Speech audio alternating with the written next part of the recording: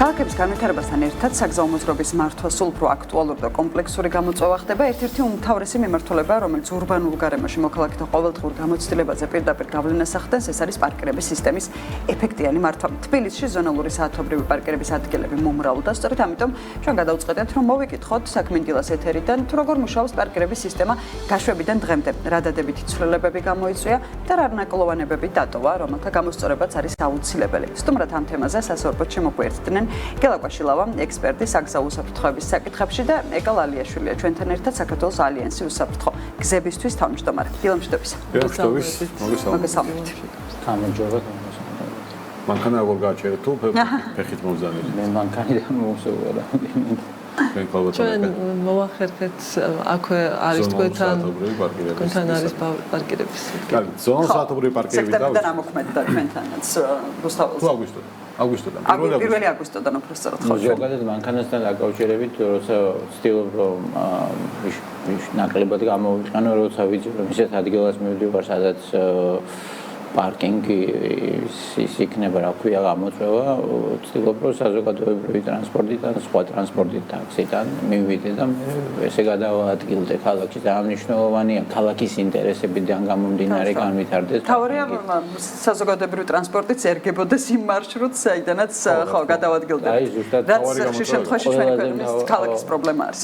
თუმცა ზონალურ ახსენეთ ხელმისაწვდომობა პარკირების ადგილებისა, თუმცა ზონალურ საათობრივი პარკირების ერთ-ერთი ასე ვთქვათ იდეა და мотиваციაც და მიზანიც იყო, რომ ხელმისაწვდომობა ყოფილიყო. ანუ როცა არსებობს პარკირების ასეთი ტიპი, იქ პარკირების ადგილი იყოს, რადგან მოქალაქე ამაში პარკულ გადასახადს რეფორმამ როგორ გაამართლა? პირველი ნათლად ჩანს ზოგადად ფასიანი პარკირება, ეს არის ჩვეულებრივი აქსიომა ყველა ნორმალურ ქალაქში, უფასო პარკირებას ვერსად ვერ ნახავთ, სადაც პარკინგი მოწესრიგებულია და ალბათ ყველას გვახსოვს როგორ იყო ტროტუარები ჩახერგილი, როგორ იყო first come first service, ანუ პირველი დილით ვინც მივიდოდა და მერე თვეობით ეყენა, ეს ალბათ ისეთი ადგილები, როცა მანქანები წოლობით ეყენა, ხო? და ამ მიმართულებით ეს ამის გადადგმა აუცილებლობა იყო, იმიტომ რომ პარკინგიც არის პროდუქტი, რომელსაც ქალაქი ყიდის ავტომობილის მომხმარებელზე და ამ შემოსული თანხიდან ხდება ინფრასტრუქტურის განვითარება, საზოგადოებრივი ტრანსპორტის განვითარება, ველო ინფრასტრუქტურის ქვეითად გადაადგილების, იგივე დააპარკინგე და გადაადგილდი სისტემის განვითარება, რომელიც ჩვენთანაც უნდა დაინერგოს და ზუსტად აქ ხელოვნური აქვე ინტელექტის გამოყენება და თანამედროვე ტექნოლოგიების და რასაც ქვია ინტეგრაცია საზოგადოებრივი ტრანსპორტისა ესეთ პარკინგის სისტემასთან, იგივე ველოგაზიარების სისტემასთან. ამ მიმართულებით ბევრი რამე უნდა გაკეთდეს, მაგრამ პირველი ალბათ ჩემი აზრით უნდა გაკეთდეს, რომ უნდა შეფასდეს დღეს სად ვართ. დღეს აი ეს რამდენიმე წელი გავიდა, ის პირველი ნაბიჯები გადაიდგა, მაგრამ ყველა რეფორმის დროს ხდება შემდგომი ნაბიჯების განსაზღვრა, ხო? შეფასება, რომ ქალაქის ინტერესებიდან გამომდინარე, ყველა ვიცით, ყველაზე დატვირთული უბნები რა ისედაც, ხო? საბურთალო ვაკე, იგივე დიდუბეს და სადაც არის მოკლედ იმ ამოცანიდან გამომდინარე, რაც ქალაქს ჭირდება, თუ გჭირდება, რომ ამ უბანში განტვირთვა მოხდეს, ხო?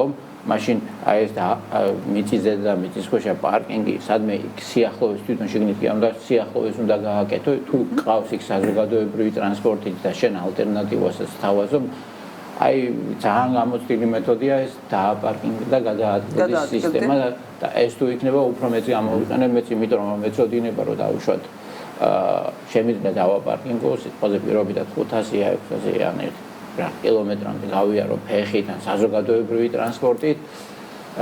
აი ეს სისტემები, რასაც ქვია, სხვადასხვა მიწოდების ფორმა პარკინგის ქუჩის გარეთ, ხომ აქ სტრიტ პარკინგზე იყო საუბარი და ყველა ქალაქში უცხოური გამოცდილება ესეთია, რომ თუ ქუჩაზე პარკირება არის ძვირი, ქუჩის გარეთ ვითარდება და ბიზნესიც დევს თანხას. თუ მაგალითად ეხლა მომყავშირად დინამო სტადიონთან არის, აზრობა სადაც არის, იქ არის პარკინგი მოწყობილი ბიზნესმენის მიერ და სადაც 3 ლარი არის, ხო?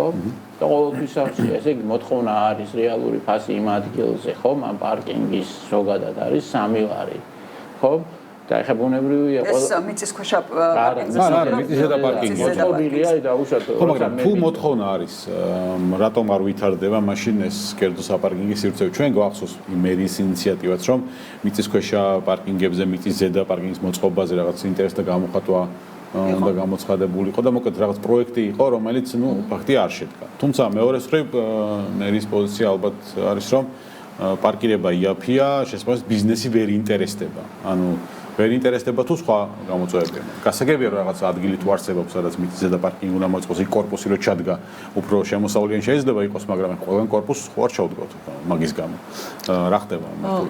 პირველ რიგში ვიტყოდი, რომ პარკირება არის სატრანსპორტო პოლიტიკის ნაწილი და ასე უნდა იყოს. ეს არ არის მხოლოდ ბიზნესის, თუმცა რასაკვირველია, ამ კუთხითაც უნდა განვიხილოთ, მაგრამ პირველ რიგში პარკირება უნდა იყოს მოწესრიგებული, იმიტომ რომ მობილობა იყოს უზრუნველყოფილი და ასევე გარემოზე ზემოქმედება ეს ჯანმრთელობის ნაწილი არის და ცხოვრების ხარისხის ნაწილი არის. ეს არის მნიშვნელოვანი, რადგან ასევე სიუჟეტშიც მოვისმინეთ ხელოვნური ინტელექტის ჩართულობა რატოა საჭირო, იმიტომ რომ ბევრი დრო არ დავხარჯოთ და ბევრი გამონაბოლქვი არ იყოს საპარკინგი ადგილების ძიების დროს და ამ აპლიკაციამ გვიჩვენოს ზუსტადაც შეიძლება გავაჩეროთ მანქანა, შესაბამისად და ელექტრომობილები, რომლებიც ასევე ახალისებულია და უფასო პარკირებაც აქვთ ხოლმე. ამიტომ უნდა განვიხილოთ ეკოლოგიის ჭრილშიც. ამის მოწესრიგება, რაც შეეხება ადგილებს, ჩვენ არაერთხელ გვითქვამს, რომ იმდენი ადგილი ვერ იქნება ქალაქში, რომ ყველა ავტომობილის გაჩერება შევძლოთ. შესაბამისად ისევ იმ ადგილს უბრუნდებით, როდესაც თქვათ პარკირება არასაკმარისია. მაგრამ მიხედავთ იმისა, თქვათ შეიძლება 800 ლარი გადაიხადოს ადამიანმა და ზონალურ საავტომობილო პარკინგზე ვერ დააპარკინგოს, იმიტომ რომ ადგილი არ იყოს. ანუ ეს რაღაც დისკომფორტია. არის, მაგრამ შეიძლება ითქვას, რომ იმაზე უკეთესად არის ზონალური პარკირების ესე ვთქვათ და განხორციელების შემდეგ ვითარება ვიდრე მანამდე იყო. იმიტომ რომ მუდმივად რასაკვირველია, მე ვიტყოდი, რომ გამოსწორდა თუნდაც ჩემს პირად მაგალითზე, რა გამოსწორდა აი ეს მაგალითები რო უთხრათ მაყურებელს. აგელამაც როგორც ახსენა, შეიძლება თვეების განმავლობაში ერთ ადგილას ყოფილიყო ავტომობილი და არასდროს არ ქონდა სხვას გაჩერების შანსი, დიახ. და პეკინზე მაგალითად, რომელიც ვიცითო ძალიან დატვირთული ქუჩა არის, მუდმივად შეიძლება ზონალურ პარკირებაზე რაღაც მომენტში ყოველთვის არის ადგილი. იმიტომ მიუხედავად იმისა, რომ მოთხოვნადი ქუჩა არის ან მიმდებარეობნები თუნდაც, მაგრამ შანსი გაჩერების ყოველთვის არის, იმიტომ რომ ვიცით, რომ 1 საათის მერე ვიღაც მაინც გაიყვანს ავტომობილს და ეს არის ზონალური პარკირების დამსახურება. და ეს ნაწილი რასაკვირველია არის მისასალმებელი და ნამდვილად შეიძლება თქვა, რომ ამან იმუშავა, მაგრამ არის მეორე მხარე, როგორც ასევე ითქვა, უნდა შეფასდეს ჩვენ ნებისმიერ რეფორმას, რომელსაც ვახორციელებთ, რაღაცა პერიოდის შემდეგ უნდა შეფასებას ვუკეთებდეთ, იმიტომ რომ ეს არ არის საბოლოო წერტილი. ჩვენ წინ უნდა წავიდეთ და როგორც საუბრობთ, განვითარება უნდა მოხდეს ამის. იგივე ხელოვნური ინტელექტის უკვე გამოყენება, ახალი საპარკინგი ადგილები თუ გაჩნდება, სასურველია გაჩნდეს იმ მეტროსადგურების გაჩერებებთან, სადაც ასევე საზოგადოებრივი ტრანსპორტის გამოყენების ახალისება იქნება, ველობილიკები უნდა, ანუ ეს არ არის მხოლოდ განყენებული პარკირების რეფორმა, ეს არის ინტეგრირებული სატრანსპორტო პოლიტიკას და რაც გულისხმობს პარკირებამ ხელი შეუწყოს ადამიანების თუნდაც ავტომობილის გამოყენებას, მაგრამ ასევე საზოგადოებრივი ტრანსპორტის შემოსვლას მათ ცხოვრებაში. ხო, კომფორტი შექმნა ხო? აი თქვენ კარგი შეკითხვა დავსვით, აი ურჩევნია თუ კორპუსი ჩადგანა, ხო? და სიტყვაზე ის პარკინგი აშენა. ხო, აი ყველაზე მთავარი ეს გამოწვევა მარტო თბილისს არ აქვს, სხვა ქალაქებსაც აქვს ესეთი მთავარი ის არის და საკითხი ეხა, რომელზეც დავობე, რომ აი მაგალითად როცა კორპუსს აშენებს, აუცილებლობა უნდა იყოს თუ არა რაღაც გარკვეული რაოდენობა მოთხოვნა კონდეს მინიმალური პარკინგის.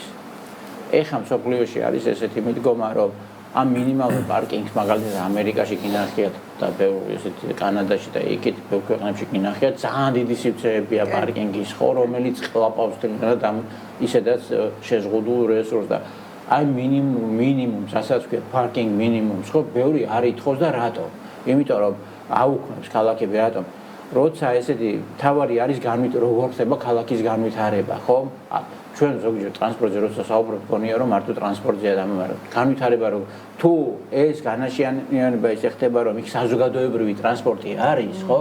მაშინ პარკინგი, რა თქმა უნდა, არ ჭირდება თუ ყველაფერი იქვე გაქვს და თუ ისაა, მაგრამ ჩვენი რეალობა კიდევ ის არის რომ საქართველოში იცით რომ ადამიანს შეიძლება თუ წერს რამდენიმე ადგილას მისვლას, თავისი რამდენიმე ადგილას მუშაობს, ეს საკითხიც არის. მაგალითად ერთი პრობლემა მინდა მოვიყვანო იგივე განათლების სისტემაში ბავშვების სკოლიდან იცით რომ ერთი უბნიდან მეორეში დაყავთ გდანიდან თავისუფლებაზე ყველაფერი ეს ქმნის პარკინგის პრობლემას მარტო რაც არ უნდა 750,000 მანქანა საცობების ხო თავისთავად გამომდინარე ისა 750,000 მანქანა როცა 3-4 წლის წინ იყო 350,000 და არ არსებობს ესეთი ქალაქი, სადაც ყველა მანქანას თავისი ადგილია. ჰოლანდია ხო ჩვენზე უფრო პატარა, ჩვენზე რა ქვია, უფრო მეტ 17 არიან, ხო, მაგრამ იქ მარტო იმის გამო კი არ არის საცობი რომ ველოსიპედს ისეა მოწყობილი სისტემა რომ ეს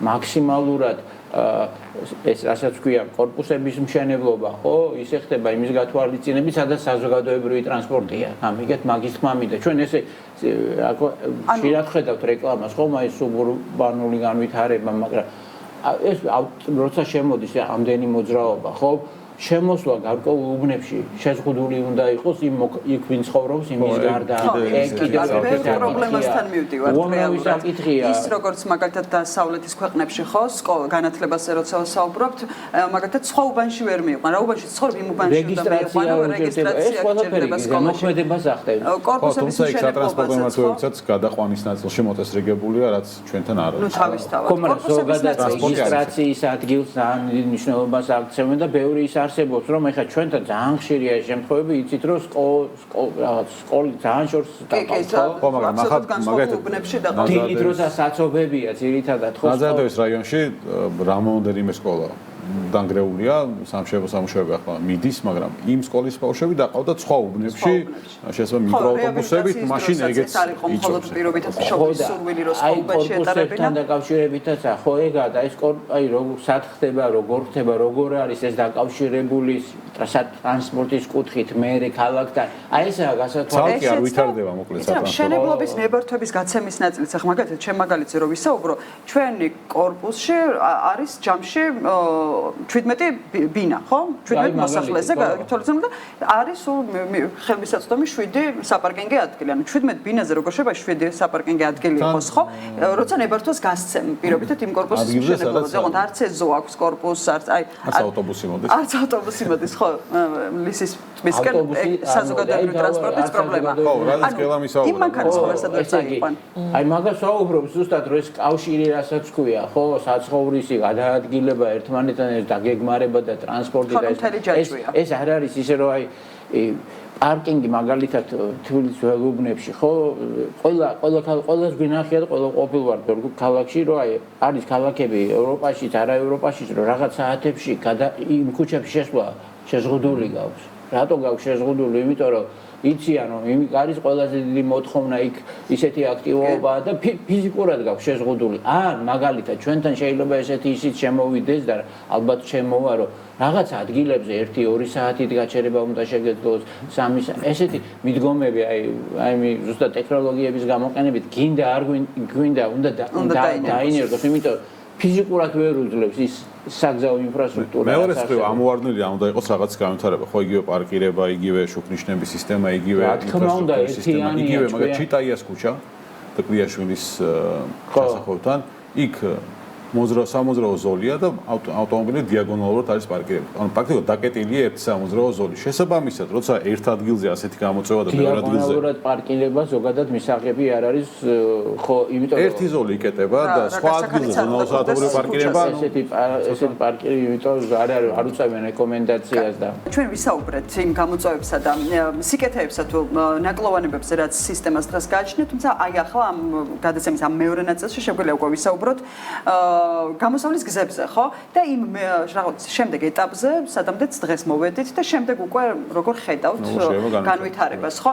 ერთი რომ, როდესაც ვსაუბრობთ რეფორმის წარმატებაზე და წარუმატებლობაზე, აქ არ არის მნიშვნელოვანი თუ რამდენი შევიდა გადასახადის გადამხდელებისგან ბიუჯეტში თანხა, აქ მნიშვნელოვანია შემცირდეს ალბათ ავტომობილების რაოდენობა, გადავიდეთ უფრო მწვანე ტრანსპორტზე, ელექტრომობილების უფრო მომრავლდეს, თუმცა დღეს აი ამ რეფორმას რა შეგვიძლია დავარქვათ, სადაც ვართ და შემდეგი განვითარების ეტაპი რა შეიძლება რომ იყოს? დიახ, ძალიან სწორი აქცენტია გამომდინარე იქედან, რომ პარკირების რეფორმას ჩვენ ასე ცალკე არ უნდა ვუყურებდეთ განყენებულად, ეს არის სატრანსპორტო პოლიტიკის რაღაც ერთ-ერთი მიმართულება და როცა ვსაუბრობთ, მაინც მივდივართ იმ სხვადასხვა ნაწილებზე, როგორიც არის, ვთქვათ, განვითარება იგივე საზოგადოებრივი ტრანსპორტის უბნების, რაღაც სიმჭიდროვე და ასე შემდეგ, სკოლაში ბავშვების ტარება სხვაობანში და ასე შემდეგ, ყოფით საკითხებზე. ამიტომ თუ ჩვენ დავინახავთ მთლიან სურათს, პარკირების სისტემა ჯერ უნდა ვთქვათ, უნდა შეფასდეს სად გავართ, იმიტომ რომ გუშინ სადაც ვიყავით, იმაზე უკეთეს ადგილას დღეს შეიძლება ამ ნაწილში ვიყოთ და ზონალურმა ნამდვილად რაღაც წინ გადადგმული ნაბიჯი მოახერხა ამ მიმართულებით, თუმცა ის შემოსავალი, რომელიც ასევე ჯარიმების თვალსაზრისით და ეს არ არის მცირე თანხა და ვიტყვი რომ ადმინისტრირება ნამდვილად კარგად მუშაობს, იმიტომ რომ საკუთარ თავზეც გამომიცდია თუ რაღაც არასწორად მანქანას გადაუყვანიათ და ჯარიმაც გამოუწერიათ, ამიტომ ეს სისტემა ნამდვილად მუშაობს, მაგრამ გადასასვლელი ვართ შემდეგ ეტაპზე, იმისთვის რომ არ ვსაუბრობთ იმაზე, რომ ბევრი პარკირების ადგილი რაც არის ისიც რომ განვავითაროთ და ანუ ჯარიმა არ იყოს მხოლოდ ჯარიმისთვის და არ იყოს მხოლოდ რაღაცა ბიუჯეტის შევსებისთვის, ეს რაღაც განვითარებას მოხმარდეს ის თანხა. დიახ, და განვითარება როგორ არაში გამოიხატება, განვითარება, ამის შეფასება და იმ ხარვეზების წინ წამოწევა, რასაკვირველია, ამაში დაეხმარება მუნიციპალიტეტს, რომ შემდეგი ნაბიჯები გადადგას, მაგრამ არ არის ისევ როგორც სხვა რეფორმებში ჩვენ გვჩვევი ამ ქვეყანაში რაღაც ერთ ადგილზე ვართ ხოლმე რაღაცას გავაკეთებ და მე განვითარება ცოტა გვიჭირს, სანამ რაღაც ისეთი არ მოხდება. ამიტომ ეტაპებად უნდა დავინახოთ ჩვენ ამ პარკირების სისტემის განვითარება, მათ შორის როგორც სატრანსპორტო პოლიტიკის და ეს პოლიტიკა მოიცავს როგორც ფეხით მოსიარულეთა უსაფრთხო გადაადგილებას, ველობილიკების განვითარებას, იმიტომ რომ გეგმაში მოწლიან სტრატეგიაში, რაც არის თბილისის მერიაში და 5 წლიან სამოქმედო გეგმაში არის ეს ხედვა. შესაბამისად ეს ხედვა უნდა განხორციელდეს, უნდა დამტკიცდეს და განხორციელდეს. იგივე საზოგადოებრივი ტრანსპორტის წვდომა, ჩვენ ვხედავთ რომ და ამაზეც მინდა ორი სიტყვით ვისაუბრო, რომ მუდმივად ხდება ამის განვითარება, მაგრამ ამავდროულად ამის განვითარების პარალელურად ჩვენ უსაფრთხოებაზე უნდა გავამახვილოთ ყურადღება, იმიტომ რომ სტატისტიკა, რომელიც ბოლო პერიოდში გამოქვეყნდა საკმაოდ, როგორ თქვა, წითელი ხაზები უკვე იკვეთება, 20%-ით არის მთლიანობაში გაზრდილი ქვეყანაში, მაგრამ თბილისშიც არ არის თლად სახარბიელოდ საქმე, ამიტომ ის რომ რა არის მიზანი, მინდა რაღაც მთლიანი სურათი, რაღაც კონკრეტული მიზნისკენ წავიყვანო. მიზანი არის უსაფრთხოების ამაღლება ამ ქალაქში და ქვეყანაში გზებზე, მიზანი არის კომფორტული გადაადგილება, ეკოლოგია და ეს ყველაფერი ხელმისაწვდომობა.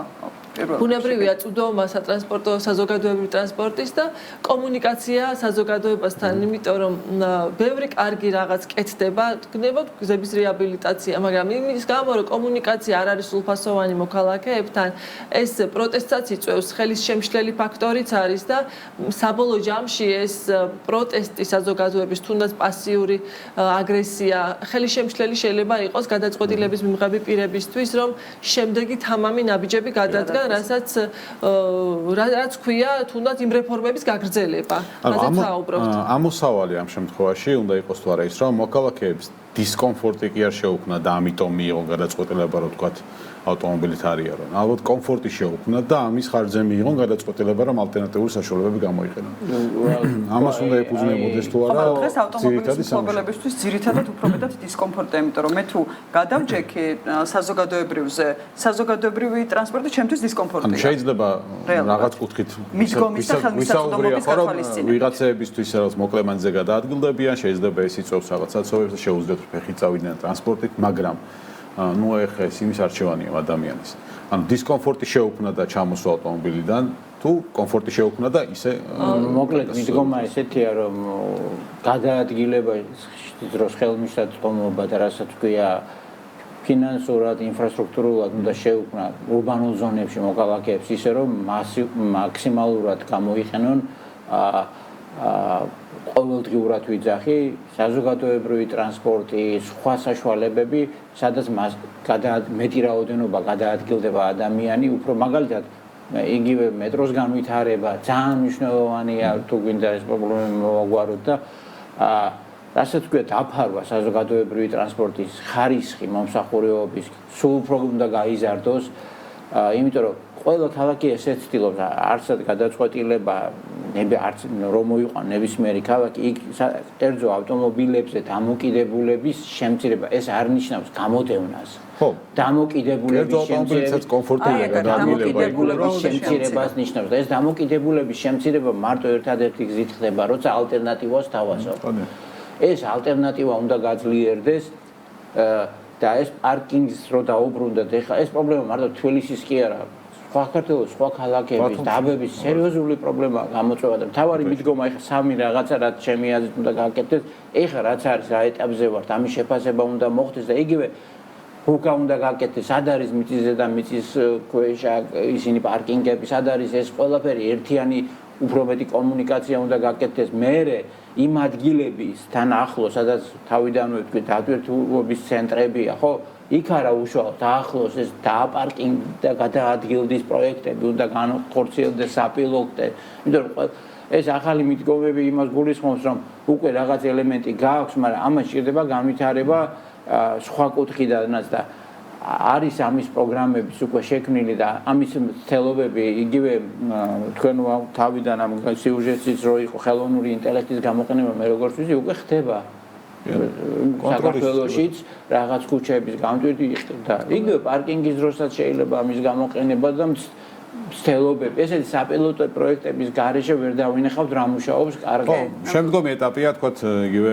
პარკირების ადგილების მოწყობა მზის ელექტროსადგურებით და იქვე დამტენების მიმაგრება და ეს ბიზნესად არის ქცეული ქვეყანაში მათ შორის გერმანიაში მაქვს ნანახი. ხო, აი ეს კომბინაცია რასაც ქვია, თან ისა ქვია გრადი მიდგომების და შესაბამისად დაწვდი მომხმარებელს ბოლო ნაწილი ეს მინდა ეს თემა ვახსენო ქვეითების ჯარიმების გამკაცრებაზე იყო ბოლო პერიოდში და ეს გადაწყვეტილება მიიღეს და აღსრულების ნაწილში რა ხდება ხომ არის ანუ კარგად მიდის საქმე თუ ისევ პრობლემაა თავარი პრობლემა ეკას სტატისტიკას ახლა ზუსტად ვერ ვიტყვი თუმცა ქვეითების ნაწილი არის მაინც მგონია რომ ეს არის მხოლოდ ერთი მიმართულება რომელიც და რა არის მიზანი ყველა იმ რეფორმას და იმ ცვლილებას თავისი პრობლემას აი რაღაცაში დავინახავთ რომ ქვეითების ჯარიმებია პრობლემა და მოდი მოლოდინი აქვს ეს შეიძლება იყოს ძალიან კარგად ეს ხელშასაჭირი მართლა ისეთ ადგილებზე მაგისტრალებზე თუნდაც ისეთ ადგილებსაც გადაარბიან და ესეთი უხეში დარღვევები აქვს ქვეითების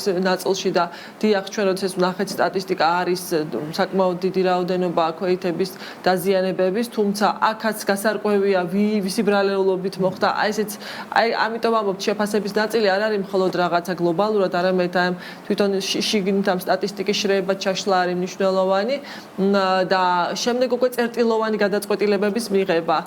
შესაბამისად მე ყოველთვის და ჩვენ მივესალმებით იმ პროგრესს რაც არის ხოლმე საგზაო უსაფრთხოების მიმართულებით, მაგრამ აი ეს თვალდახუჭული ცოტა რთული არის რაღაც განყენებული კანონების მიღება, აღსრულება და შედეგის გაზომვა. ამიტომ ეს უნდა იყოს პაკეტი, ისევე როგორც თქვა სატრანსპორტო პოლიტიკის რაღაცა არდგება შედეგი თავარი პრობლემაა თავარი პროექტებზე რა გავაკეთებთ გაწევთ სიჩქარის კუთხით გვაქვს სერიოზული პრობლემები და ქვეითების ჯარიმის გაზრდას მაგივრად უნდა მივხედოთ სიჩქარეს ქულათა სისტემას მიბმა სიჩქარესთან ამდენი წელია ხო ეს არის ყველაზე დიდი გამოწვევა და ყოველდღე იმდენი საგზაო სატრანსპორტო შემთხვევა ხდება ამის გამო რომ მაღალი სიჩქარეა და ამის კონტროლი განსაკუთრებით კახეთის გზებზე აქაც რო ხედავ თავარი არის რომ აი ეს იგივე ტექნოლოგიების გამოყენებით უნდა დავასრულოთ ამ თემებზე კიდე გვექნება საშუალება რომ ვისაუბროთ საქმენდიას ეთერში მადლობა სტუმრობისთვის თქვენი დროისთვის რომელიც გამოყავით გელა კვაშილავა ექსპერტი საგზაო უსაფრთხოების საკითხებში ეკალალიაშვილი საქართველოს ალიანსის უსაფრთხო გზებისათვის თავმჯდომარე იყვნენ საქმენდიას სტუდიაში